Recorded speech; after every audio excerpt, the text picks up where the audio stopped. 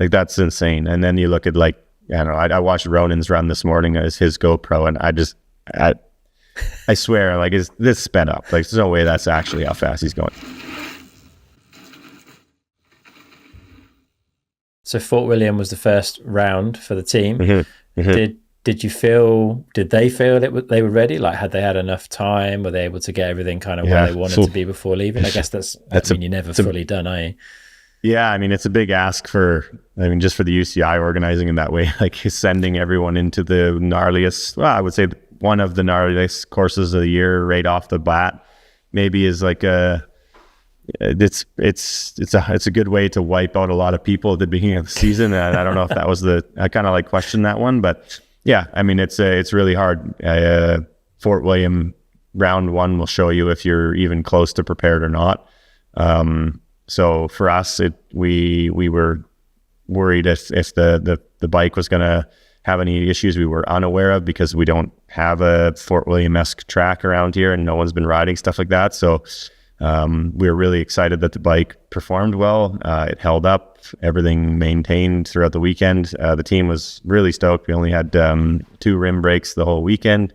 Darren was blown away. You know, he's like, I've never been to Fort William and not had multiples. And even Mark was saying, like, you know, previous years he would do 10 plus rims in a weekend at that round. And so all of the actual product we make will survive the beating.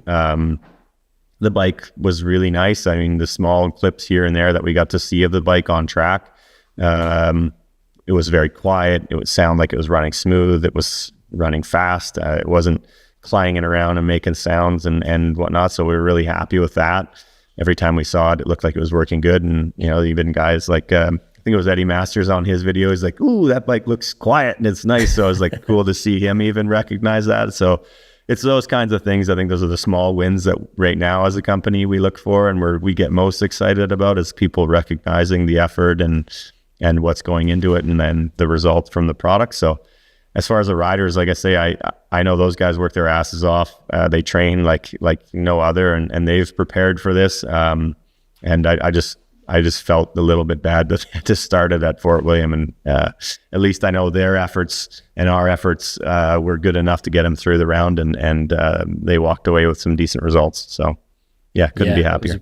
A brutal one, hey? And especially for Mark, I guess, on that 61st in quali, like right on the bubble.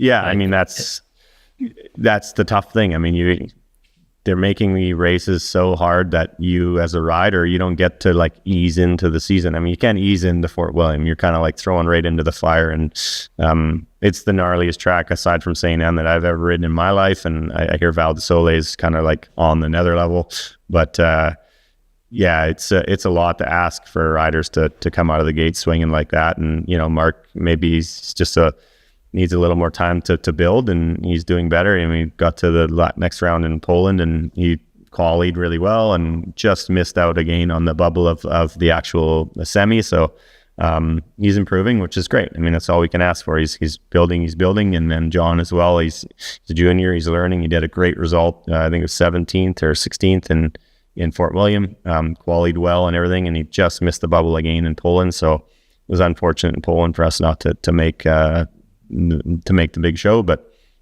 this is racing, so we got to lick our wounds and figure out what we can do better for the next round and head to that. So well, and you know those guys aren't on their own, right? There's so many people that I think have been shocked about just how close and how tight it is. Like, I think Mark was less than a second off this weekend, and that would have seen him through to the final. Like, the margins are tiny, hey? Yeah, 6 seconds off of being able to quali is like, that's insane. And then you look at, like, I don't know, I watched Ronan's run this morning as his GoPro, and I swear, like, is this sped up? Like, there's no way that's actually how fast he's going. It's like, you just hear Ronan and how fast he's, like, how his breathing, you can see he's labored, like he is pushing it to the utter limit.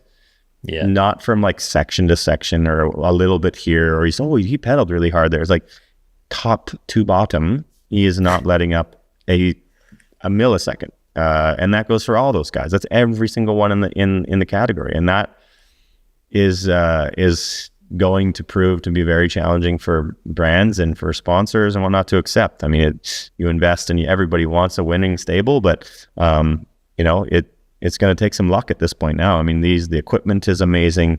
The suspension is amazing. RockShox and SRAM provide such a great opportunity for our guys to have the best of the best of suspension. Tires from Maxxis, we've got unbelievable support everywhere we can think of. And we're putting together a great bike. And after that, I mean, we're going to have to catch a break. It's going to be luck.